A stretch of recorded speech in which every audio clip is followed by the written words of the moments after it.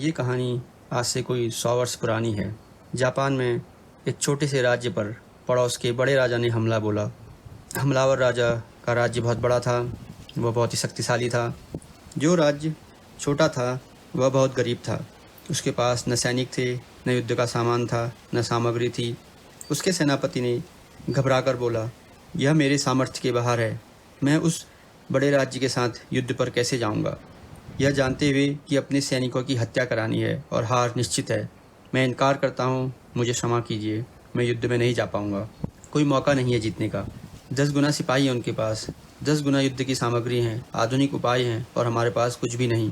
हार निश्चित है, इसलिए हार ही जाना उचित है। तो व्यर्थ में लोगों को कटवाने का प्रयोजन क्या है? राजा भी घबराया। वह भी जानता था कि बात सच है, सेनापति को कायर कहना उचित नहीं है।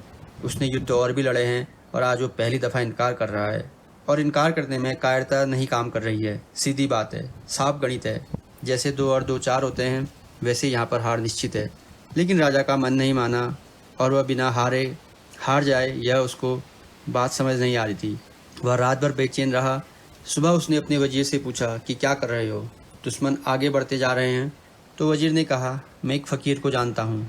जब भी मेरे जीवन में कोई उलझन आती है, मैं उनके पास जाता हूँ। आज तक बिना सुझाव के वापस नहीं लौटा। सुबह है, आप चले चलें, पूछ लें उनसे। राजा फ़कीर के दरवाजे पर पहुँच गया। सेनापति भी साथ था और फ़कीर हंसने लगा। उसने कहा, छोड़ो इस सेनापति को छोड़ो, क्योंकि जो जाने से पहले ही कहता है कि हार जाना निश्चित है, उसकी जीत की कोई संभावना ही नहीं रह गई है। मैं चला जाता हूँ सेनापति की जगह सेनाओं को लेकर। राजा और भी डरा, क्योंकि सेनापति अनुभवी था।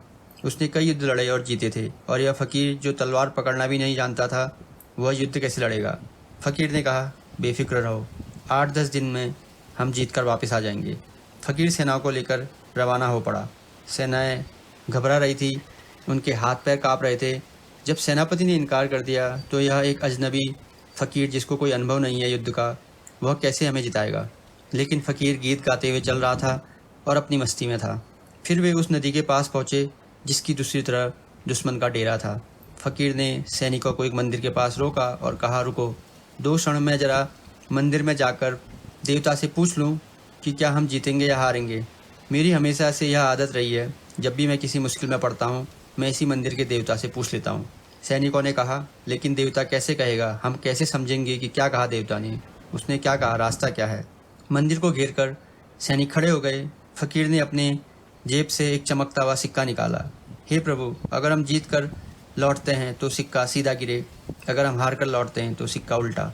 सिक्के को ऊपर फेंका हवा में। सूरज की रोशनी में सोने का सिक्का चमक रहा है और सारे सैनिकों के प्राण अवरुद्ध हो गए हैं, सांस बंद हो गई हैं। ठगे से देख रही कि क्या होगा। वह सिक्का नीचे गिरता है और सीधा नीचे गिरता है। फ़कीर ने कहा, देखो, हमारी जीत निश्चित है, देवता ने सिद्ध कर दिया है। और उसने उस सिक्के को अपनी जेब में रख लिया। अब सैनिक एक नए उत्साह के साथ उस जीवन युद्ध में कूद पड़े और वह 10 दिन के बाद जीत कर वापस लौट आए। मंदिर के पास आकर सैनिकों ने उस फ़कीर से कहा कि शायद आप भूल गए हैं, मंदिर के देवता को धन्यवाद दे दें। वह फ़कीर हंसने लगा, बोला, रहने दो, कोई ख़ास ज़रूरत नहीं है। पर सैनिकों ने कहा, कैसी बात करते हैं आप? कम से कम अनुग्रह तो मान लें। जिसने हमें जिताया उसको एक बार धन्यवाद तो अदा कर दें। फ़कीर ने कहा, छोड़ो, उस देवता का इसमें कोई संबंध नहीं। धन्यवाद देना है तो मुझे दे दो। उन सैनिकों ने कहा, तुम्हें? उस फ़कीर ने अपनी जेब से वह सिक्का निकाला और कहा, इस सिक्के को देखो, यह दोनों तरह से सीधा है। उस फ़कीर ने कहा, धन्यवाद देना है तो मुझे दो, देवता का इसमें कोई हाथ नहीं। कैसे जीत कर लौट आए वे सिपाही? क्या हो गया उनके प्राणों को? क्या आप सोचते हैं कि इस फ़कीर के बिना वे जीत कर लौट सकते थे? क्या आप सोचते हैं कि अपने सेनापति के साथ वे जीत कर लौट सकते थे? क्या आप सोचते हैं कि बिना एक आशा और विश्वास के जीत निश्चित है? जीत हो सकती है, लेकिन आपको मन में अपने विश्वास चाहिए। इसलिए कहा जाता है कि मन के हारे हार है, मन के जीते जीत है। जो मन में ही हार गया, वह किसी युद्ध में जीत नहीं सकता। वह जीवन का युद्ध हो, जीवन के संघर्ष हों, किसी प्रकार के जीवन में दुविधाएं हों। और जिस इंसान के मन में दृढ़ निश्चय है, जो हमेशा मानता है कि जीवन में संघर्ष हैं, इन संघर्ष को हमें हाथों हाथ लेना है। आज के समय में ईश्वर के संबंध में भी यही हो गया है। उस फ़कीर का सिक्का दोनों तरह सीधा था और हमारा सिक्का दोनों तरह उल्टा है। और मैं आपसे कहता हूँ कि यह दोनों ओर से उल्टा सिक्का है, और यह जो हमारे जीवन में निराशा, नेगेटिविटी, हताशा फैली हुई है, वह हमारे धर्म गुरुओं की मेहनत है। अब आप कहेंगे इसमें धर्म गुरुओं का क्या प्रयोजन है? धर्म गुरुओं का प्रयोजन यह है कि वह केवल अपना हित देखते हैं और अपना नज़दीक का फ़ायदा देखते हैं, और वह ईश्वर और भगवान के बीच में दूरी को बढ़ा देते हैं। अगर आपको ईश्वर को जानना है, आपको जीवन में सत्य को जानना है, अपने को पहचानना है, तो अपने बीच में किसी धर्म गुरु को मत लाइए। सीधे अपना प्रयोजन, जो भी आपका प्रयोजन है, सीधे सीधे आप प्रभु से और ईश्वर से बात करिए। और आप बात करेंगे तो आपको लगेगा कि आपको किसी बिचौलिए की ज़रूरत नहीं है। जो हमारे धर्म हैं, उन धर्मों में सभी ने अपने अपने हिसाब से उनको आपको समझाने की कोशिश की है, लेकिन कभी आपने उनको अपने एक्सपीरियंस से और अपने अनुभव से समझने की कोशिश की है? अपने अनुभव से समझिए, क्योंकि इंसान जब तक अपने अनुभव से कोई चीज़ खुद नहीं समझेगा, उसे कितना ही रट्टा मार के समझाइए, वह केवल दूसरों का अनुभव है और दूसरों का ज्ञान है।